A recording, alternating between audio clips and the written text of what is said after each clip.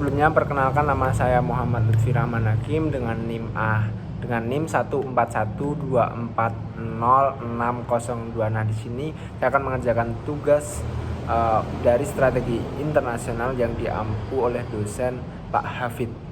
Nah, di sini kita akan membedah sebuah studi kasus yang sangat menarik di industri food and beverage. Nah, yaitu dengan judul Anatomi Badai Sempurna dari Kegagalan Strategi Internasional Fish and Co di Indonesia.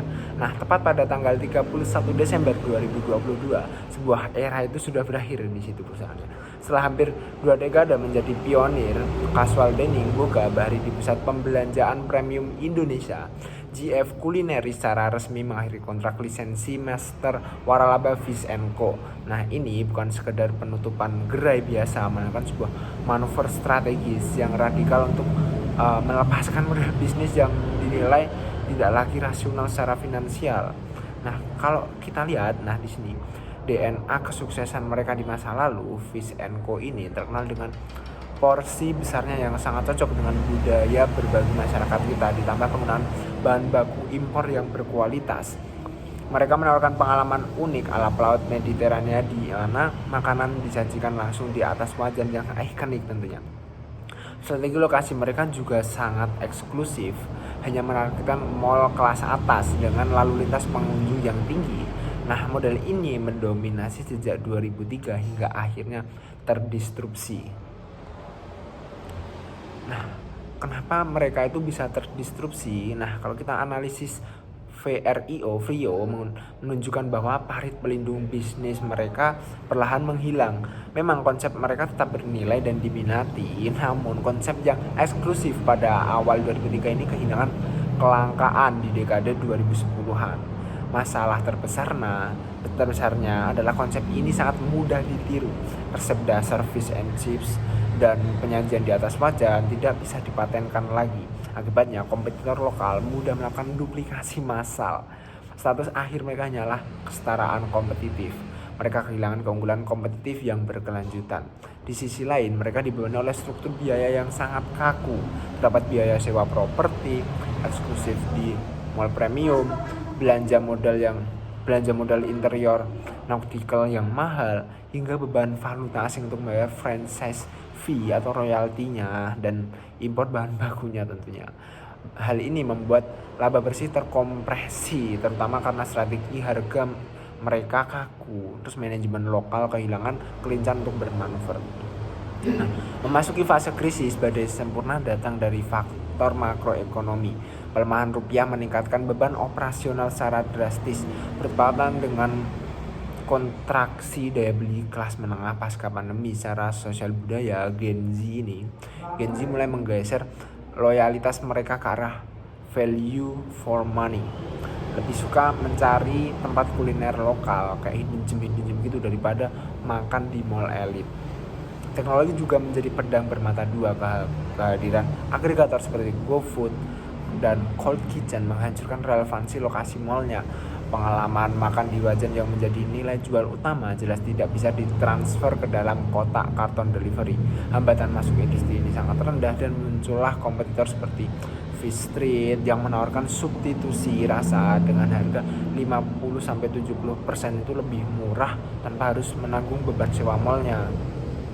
Nah, di situ keruntuhan ini terjadi dalam 3 fase tentunya. Yang pertama itu 2020 itu masa stagnasi dengan inovasi menu yang konservatif.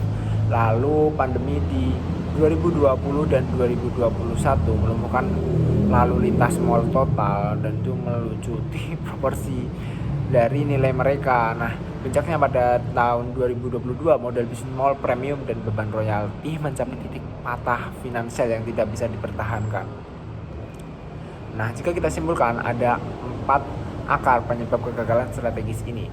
Yang pertama itu jebakan standarisasinya, efisiensi global dan kemurnian merek membunuh kelincahan GF Culinary untuk beradaptasi secara lokalnya.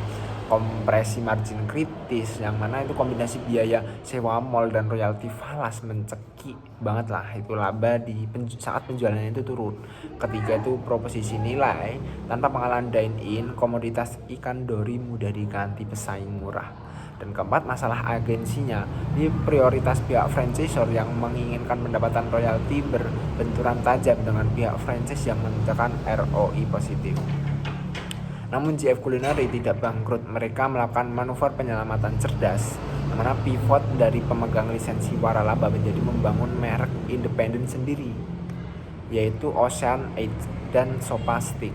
Berbeda dengan model Fish & Co yang syarat royalti falas dan kontrol kaku yang menghasilkan net present value negatif pasca pandemi, model merek independen membebaskan mereka dari royalti, jadi kayak 100% margin yang dipertahankan itu, dan memberikan otonomi penuh untuk melokalisasi harga dan menu.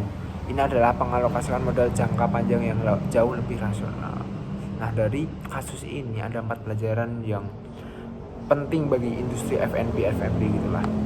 Yang pertama itu standarisasi global harus dibarengi sama kelonggaran adaptasi lokal di emerging marketnya. Terus kedua itu gimmick visual seperti wajan bukan pelindung, itu kayak bangunlah efisiensi operasional yang solid sendiri juga gitu. Terus ketiga itu bergantung absolut pada lokasi mall premium, jangan bergantung, jadi kayak gunakan strategi mungkin bisa omni channel juga kayak gitu. Terus keempat, bayar royalti mahal hanya jika itu mendatangkan margin yang mustahil lah bagi Anda untuk bisa capai sendiri gitu. Nah, sebagai penutup, di sini mengimpor kejayaan masa lalu merek global tidak lagi menjamin supremasi masa depan. Di pasar yang dinamis ini ya, hari ini bisnis tidak diukur dari beberapa kuat identitas intinya bertahan, melainkan dari seberapa lincah struktur keuangannya beradaptasi melawan arus disrupsi lokal. Nah, pada akhirnya industri ini berlaku hukum di survival of the most agile hari gini. Oke, mungkin cukup sekian dari saya, kurang lebihnya mohon maaf. Terima kasih.